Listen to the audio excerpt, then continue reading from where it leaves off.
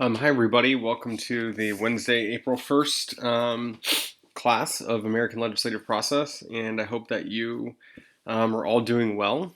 So, just to give you a quick little update, I'm doing well too, and so is my family. I'm recording this on Tuesday night from my kitchen table, and my kid has not gotten out of bed now for about 45 minutes, so um, hopefully things are good and he will stay asleep and we can get through today's lecture. So just a few things. I noticed that the video that I posted for Monday's class actually only has 4 views on YouTube. Four, 1, 2, 3, 4. So I don't think I'm going to be a YouTube viral star anytime soon. Um, but I would like some feedback from you, and email is fine, or using the open discussion thread would also work. But I do want to know if these YouTube lectures are useful. I think I mentioned that I'm pretty much on kid duty basically all day long, and it's kind of fallen to nighttime, really after 8 p.m. Um, for me to get work done, and these videos actually take a lot of time. So if you think that they're not useful, that's totally fine. I know that people have different ways of learning, and that for most of you, this may not be a very effective one. But I would like to know it, because if I can do something else, I want to do it. I don't want to keep just banging my head against the wall and hoping that y'all are getting something out of this. All right, so on to the topic of the day. I'm going to talk briefly about the annotated bibliography assignment, which is due on Friday, April 10th. So not this coming Friday, but next Friday. And I think I mentioned that my goal is to have your papers graded by the end of this week. So then that'll give you a week um, kind of with my comments and stuff as you're writing and doing the annotated bibliography. And then we will finish talking about congressional rules and procedures, basically starting with the shaping policy part, talking about the timing of when to get involved in the policymaking process, of taking the lead in the policymaking process, or of hanging back. Kind of what are the benefits and drawbacks of each approach, and then how voting in Congress works. And then that'll lead us into a discussion about decision making in Congress. So, first of all, the annotated bibliography, which, as I mentioned, is due on Friday, April 10th via Canvas. And there are a few requirements. And if you go into Canvas and click on assignments, you can read the prompt for the assignment. It gives you a lot more detail than I'm going to give you right now, but I'm happy to answer any questions that you've got after this is over and after you watch this and look at these slides. So for this paper, you have to annotate 10 outside sources. So that means that you cannot use any reading that we've done in class. You can't annotate unorthodox lawmaking. You can't annotate Homestyle by Fenno or the Electoral Connection by Mayhew. It cannot be a course reading. But it does need to pertain to your bill, and it needs to pertain to the passing of the bill. And I mentioned in paper number 1 that you didn't need a thesis statement, and that's true. For this paper too, I'm not expecting to see a thesis anywhere, because all the paper is, it's not even really a paper, it's just 10 source annotations. However, you need to be annotating these sources with your thesis in mind, and I'll talk about that in a second. But first, I just want to make sure you understand that Wikipedia itself is not a source. Of course, Wikipedia is a good place to go to get information on just about anything that you can think of, but do not cite Wikipedia itself as a source.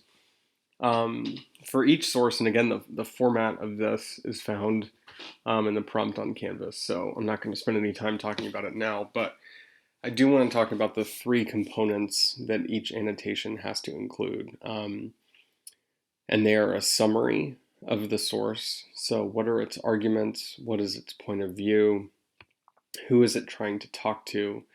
Who is it trying to convince? Is it informational? Is it opinion laden? What are its details? The second thing that your annotation has to include is your own assessment of the source in terms of its usefulness to you, how it compares with other sources that you've read, whether it agrees with them, So, like for example, if you're doing the Patriot Act and you find three sources that talk about what an extraordinary and kind of far-reaching bill the Patriot Act was, and there's a fourth source that's like, it was no big deal, right? So then in that case, you would say about this fourth source, like the author took a really different tone regarding the bill than the previous sources that I've looked at took, et cetera, et cetera. So that's where you're really putting the source kind of up against the wall to compare it with the other ones that you found. And then the third is when you really bring your own kind of reflection into it. Was the source helpful to you? How does it shape your argument? So, for example, if you're, this is what I'm talking about with the thesis, but if you're arguing that the bill was passed in an unorthodox way, and you ended up finding an article that talks about how fast the bill was passed, well, then that could be evidence of unorthodox lawmaking, right? So you would be like, yeah, one of the tenets of unorthodox lawmaking is that bills either take forever or go really fast, right? There's no like normal sort of process anymore. And so you could mention that this source that you found is one example of that. All right, so again, the prompt is on Canvas. Happy to answer any questions that you have via email or Zoom or whatever you guys want to do to get in touch. It's due Friday, April 10th, so it's due at the end of next week. We'll talk a little bit more about it in lecture next week too. And if I get any questions between now and then, I'll make sure to not only address them or to answer them however I can, but I'll also make sure that they're addressed to the whole class too during these YouTube lectures next week. And again, for real, in the meantime, if you think that these are not helping, please let me know because we can find some other things to do. All right, so let's get into the meat of today's material. So this is a review slide. We talked about this a little bit a couple of days ago, but if you remember, these are the kind of core tenets or the core sort of goals or rules, I guess, that Congress has to meet. So the first, and these first two, remember, are conflicting because they want to protect not only the rights of the majority to make their voices heard, but they also want to make sure at the same time that the rights of the minority are not trampled upon, right? And in a purely majority rule system, as you might imagine, in a system where the majority always wins, then the minority never gets anything. And that is a system in which the minority has rights that aren't really borne out into reality. So they also want to make sure that as an organization, they divide the workload, that they help to contain conflict. They can serve as kind of a vent or a safety valve for any conflict that's kind of simmering under the surface in America, and there's always a lot of that. They want to ensure that groups have fair play and equal access, and that power is divided roughly equally among members. And because the institution itself has evolved in such a way and over such a long time, when there's no written rule about how to behave, when to do something, members of Congress can usually rely on precedent and norms, which in a body like Congress, which relies on sort of many unwritten forms of behavior, this is really important, right? And these norms can help prop up an institution and give it legitimacy and give it stability over time. All right, so let's now jump into how members can shape policy. So all members of Congress, right, especially just by virtue of the fact that they are a member of Congress, have the ability to shape policy, although some people embrace this role more than others. At the very least, members of Congress must vote. And they have to do this themselves, right? Although the coronavirus has sort of brought some of this into question, and Congress is now thinking of ways in which members could televote, obviously due to the pandemic. They want to try and maintain social distancing when possible. But votes must, or rather, members of Congress must vote themselves. They cannot have an aide or a surrogate cast a vote for them. And so, kind of a full accounting of how members of Congress perform once in office cannot just be a tally of their votes, but has to include kind of an overall expenditure of effort, right? So, how much attention do they pay to issues? How do they gain expertise? To whom do they go for consultation when it comes time to make legislative decisions? How willing are they to buck their party leader? All sorts of things. And so the first type of decision, sort of decision number one that any member of Congress has to make, is how to spend time and energy while in Washington, D.C., right? So some members choose to specialize in a certain topic area, like foreign affairs, for example.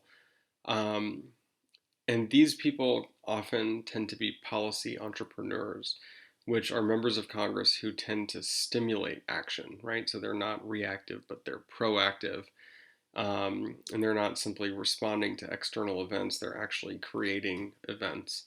So some examples here are Rob Portman on human trafficking, Earl Blumenauer on bike trails, Mac Thornberry from Texas on cybersecurity. So these people are specialists in these specific areas, and they try really to lead from the front, not from behind. The timing of decisions in Congress also matters enormously. And Fenno talks about three different types of timing when it comes to congressional decisions. So you've got people who are early deciders, you have people who are sort of active players and who are involved in negotiations about policymaking throughout the whole process. And then you have people who keep their cards close to the vest and aren't public about the way that they're going to vote until very late in the process. And we'll start talking about early deciders first. And by the way, there are advantages and, as you'll see, disadvantages to each of these. So early deciders, they tend to want to get out in front of a debate, right? So you can think of like Alexandria Ocasio-Cortez introducing her Green New Deal plan pretty early on in her tenure as a congresswoman from New York. And so they're early deciders, right? There's no question about how she's going to vote on something like that. And not only is there no question about how she's going to vote, we see her leading from the front on that issue. And this, like any front runner in any field, you can, kind of be in danger of being a comet that burns out a little bit too bright and burns out early. And you can be taken down a notch by people who are a little bit more established. Active players, on the other hand, tend to delay their commitments, um, and they can gain leverage, of course, over the final language of any piece of legislation, especially compared to early deciders. Because if you think about it, an early decider who comes out strongly in favor of a bill or who sponsors a bill, they're already counted as a yes vote, right? So they don't really have much influence then in terms of how they can change the language of the bill because they've already sort of given away their most prized possession, which of course is their vote. And then there are late deciders, and late deciders delay until the very last moment. Um, and what's interesting about this is they sort of give up any chance they've got at affecting the kind of basic framework of policy, but they can gain very specific concessions.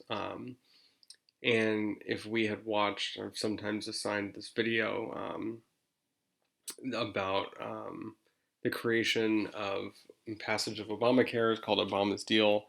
That's a frontline PBS episode about again the passage of healthcare reform, and it talks a lot in this movie about Senator Ben Nelson from Nebraska, who ended up getting what was called, sort of not in a nice way, the Cornhusker kickback, which essentially was like $100 million of federal money kicked back directly to Nebraska in exchange for his yes vote on healthcare reform. And he was probably the most conservative Democrat in the United States Senate, which gained him a lot of power and leverage over the vote, not because he was influential in crafting the bill in the first place, but because he held out with his support until the very end to try to gain as much leverage as he could for his state. So obviously, despite the fact that members of Congress must vote, they don't always have to sponsor or co-sponsor bills. And in fact, some members of Congress do this at very, very different rates than others. And these differences in rates can often be large. So bills in the U.S. Senate are most likely to be introduced by senior senators or those who are chairs or ranking members of really high volume committees, or those who represent large and diverse states. And in the Senate, the average bill has just over four co sponsors, 4.1 co sponsors. A House bill, on the other hand, has far more. They've got 15.5 co sponsors, and obviously the House is quite a bit larger. It's in fact more than three times larger than the Senate, and this number is more than three times larger, so this could be just a per capita function.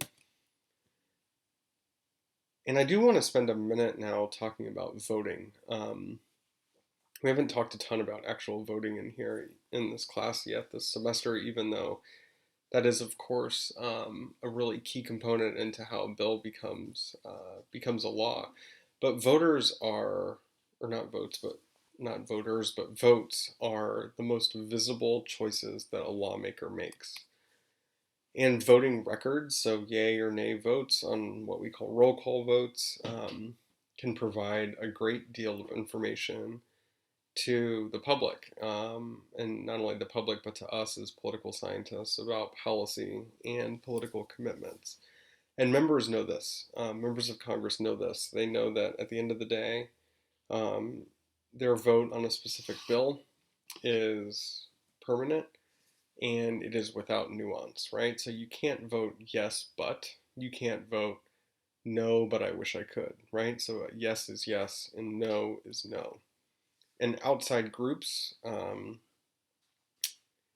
tend to very, very closely follow members' votes on specific measures and then publicize them during campaigns like the NRA or Planned Parenthood or NARAL or whatever. Special interests tend to want to know whether campaign promises track with voting behavior, and of course, representation comes into play here. And a member of Congress who has established a lot of trust within her district may be willing to break with campaign promises for good reasons, right? So the policy environment may have changed, or in some cases, they break with their campaign promises for bad reasons, like allowing lobbyists to influence decisions, for example. Um, so, despite the fact that voting is obviously the most kind of visible part of what a member of Congress does, votes themselves are open to multiple interpretations.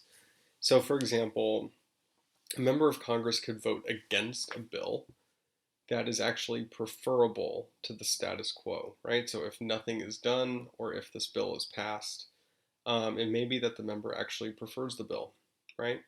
But they vote against it because it's not strong enough, right? Or they hope that a better bill may emerge later.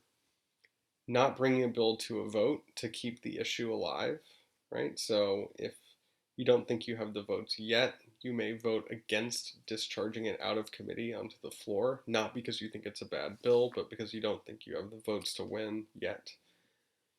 Other times, members will vote for a bill that they don't like because if they fail to support it, then the end result will be even worse, right? So it's like, well, let's just vote for the devil that we do know rather than one we don't.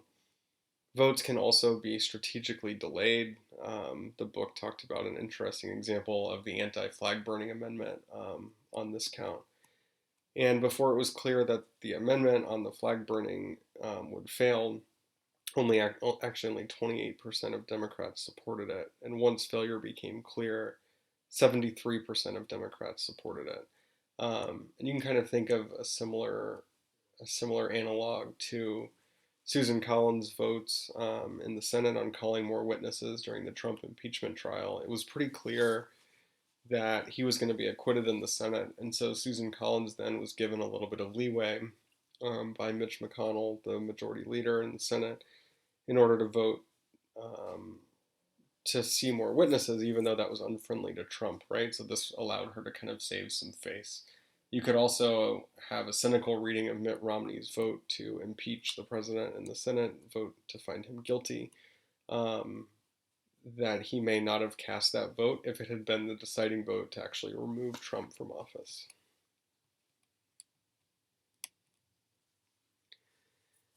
So, despite the fact that votes are so important, um, both the public and lobbyists often mistakenly treat votes as if they're just completely unambiguous indicators of preferences. And this is just not true. So, voting indices, right? So, like, well, so and so voted 78% of the time in favor with the environment, or in favor of abortion, or not in favor of abortion, or whatever. And so, the methodology here is often a little bit too blunt, and they're not really a fair sample of the group's concerns. And to me, these sort of voting indexes are really, really damaging because they don't allow for any nuance in the policymaking process and the kind of nuances that we talked about just a second ago, which is allowing somebody to vote no, even when they're sure that a measure will pass to save some face within their district or whatever. They just don't, these kind of interest group scorecards don't take any of that into account. And I think that they actually make the policymaking process much harder. So, why do members of Congress vote the way that they do? Obviously, they have underlying preferences, right? But then parties play a really big role, and party affiliation, of course, matters much more than any other variable when it comes to trying to predict how a member of Congress is going to vote. Nowadays, almost 70% of all floor votes are party unity votes. And this is a party unity vote is where a majority of Republicans, for example, oppose a majority of Democrats. So there may be defections on either side, but a majority of each party makes up both sides. And party voting is way more prevalent today than in the 1970s and 1980s. And of course, we know that during the 70s, the Democrats in particular were split into two wings. You had the Southern, more conservative Democrats and the Northern progressive Democrats, on the other hand, who voted often in favor with or in lockstep with the Northern Republicans. Um, and that tended to confuse the picture a little bit. And so today, as it turns out, each party is really elected by the same constituencies and interests and shared ideological commitments. And also, we can't forget that as a politician, your own personal fate is very, very closely linked with the reputation of your political party. So if Republicans are on the outs, then you as a Republican, regardless of what you've done, are going to be affected by the diminishment of that brand. As Cox and McCubbins, two sort of famous political scientists who are at University of California, San Diego, argue, they say that modern political parties face similar electorates, or facing mass electorates that are similar to corporations facing mass markets, have a very strong incentive to fashion and maintain a brand name. So, in addition to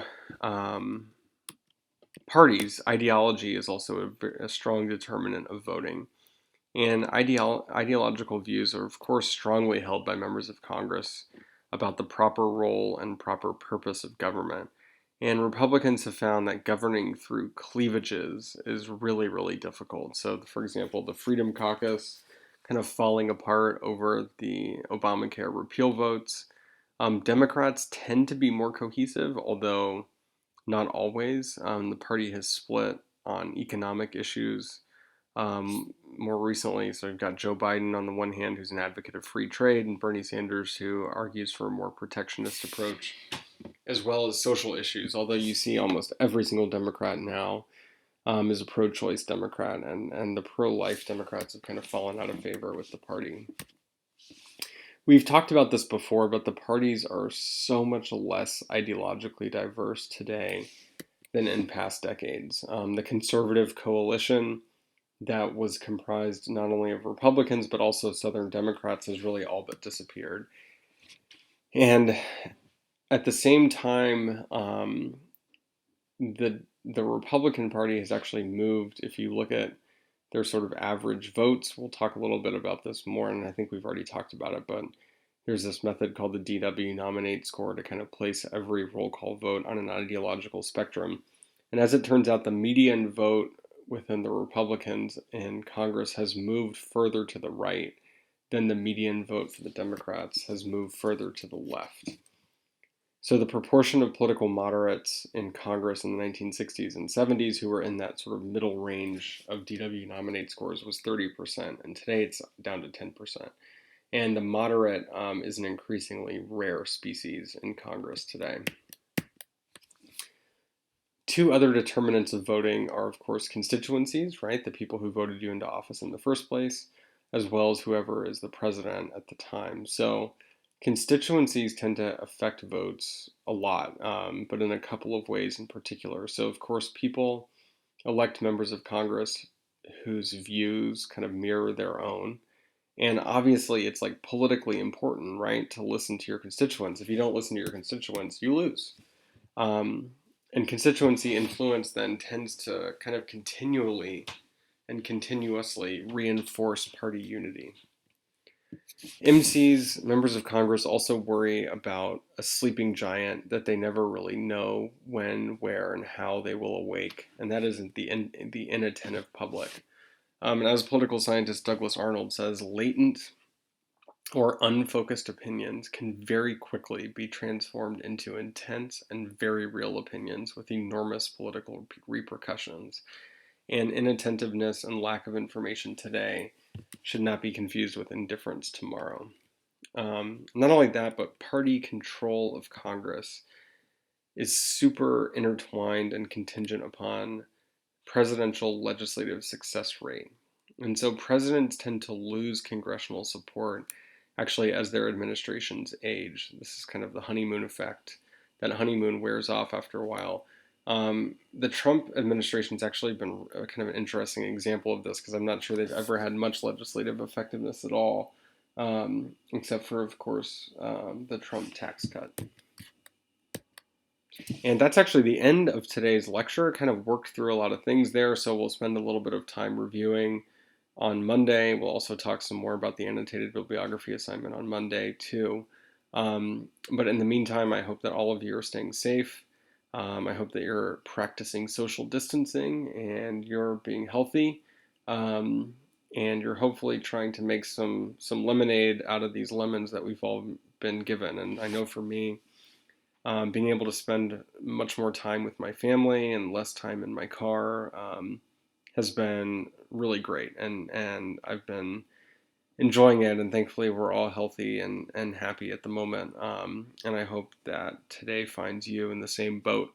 Nevertheless, I miss seeing all of you in person and would be happy, of course, to answer any questions that you've got or just serve as a sounding board if there's anything that you need to run by anybody. So don't hesitate to reach out, and I will talk to all of you next week. Bye.